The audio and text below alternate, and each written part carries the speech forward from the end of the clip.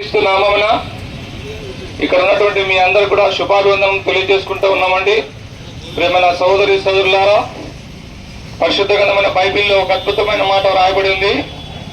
దేవుడు ప్రేమ స్వరూప అనే మాట రాయబడి ఉంది. అవునండి, దేవుడు ప్రేమ కలిగినటువంటి వాడు. దేవుడు మానవుని తన స్వస్థాలతో నిర్మించినాడు. అయితే మానవుడు దేవుని ఆజ్ఞను మీరినాడు. చేయకూడదన్నటువంటి పనిని చేయడం ద్వారా పాపంలో ప్రవేశించినాడు. ఆనాటి నుంచి ఈనాటి వరకు మానవుడు పాపంలో జీవిస్తూ ఉన్నాడు, పాపంలో సుఖిస్తూ ఉన్నాడు, పాపంలో మరణిస్తూ ఉన్నాడు. పాపములను వచ్చే జీవితం మరణమని దేవుని వాక్యం సెలవిస్తూ ఉంది.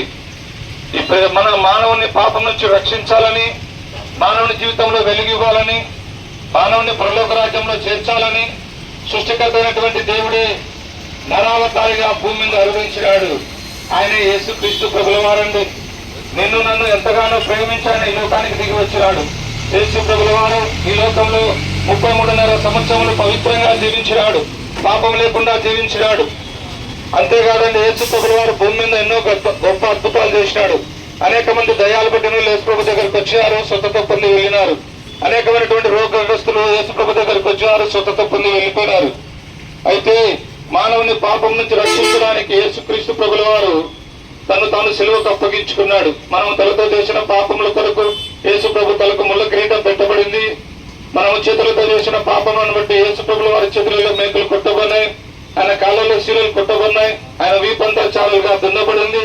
మనందరూ పాపముల కొరకు యేసు ప్రభు శిలువలో మరణించినాడు, సమాధి చేయబడినాడు, 3వ దినాన మరణం జయించి తిరిగి లేచినాడు, ఆ పరలోకానికి ఆరోహణుడైనాడు. ఈ యొక్క ఉదయకాల సమయంలో మిమ్మల్ని అందరినీ కూడా యేసు ప్రభుల వారు ప్రేమిస్తూ ఉన్నారు. ఎంతకాలంలో పాపంలో జీవిస్తావు? ఈ మనం చూస్తున్నదంతా కూడా లైఫ్ కాబోతా ఉంది కనుక ఎప్పుడు ఎక్కడ ఎలాగో మనం ఈ లోకం విడిచి వెళ్ళిపోతామో తెలియదు. కనుక ఈ మాటలు వింటున్న సోదరి సోదరుడా, ఈ లోకంలో నువ్వు బ్రతుకుండగానే నీ పాపములకు క్షమాపణ పొందు. నీ పాపం పోవాలంటే నువ్వు ఎక్కడికి వెళ్ళాల్సిన అవసరం లేదు, ఏం చేయాల్సిన అవసరం లేదు.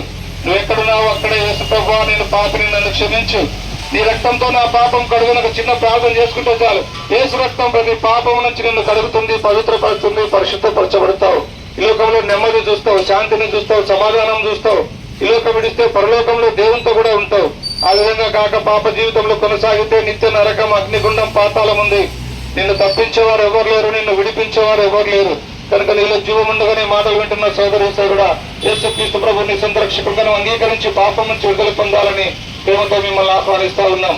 కనుక ఆ దేవుని వాక్యం చెలిపిస్తా ఉంది. ఇప్పుడు సర్వలోకమును సంపాదించుకొని తన ప్రాణమును పోగొట్టుకుని నరకంలో ప్రవేశించడం వానికి ఏమి ప్రయోజనం? ఈ లోకంలో అన్ని సంపాదించుకున్నావు కానీ పాప క్షమాపణ పొందకుండా ఈ లోకం విడిస్తే నిత్య నరకం, అగ్నిగుండం, పాతాళం. అది నీ కొరకు కాదు, సాతానుకు దాని దూతలకు. అయితే పాపాన్ని బట్టి మానవుడు అందులో ప్రవేశిస్తా ఉన్నాడు. అలాగ ఉన్నట్టు దేవుడికి ఇష్టం లేదు.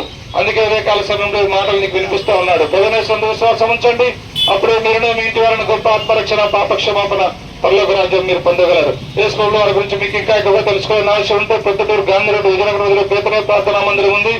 అక్కడికి మీరు ఎప్పుడైనా రావచ్చు, దేవుని యొక్క వినొచ్చు. మీ అందరూ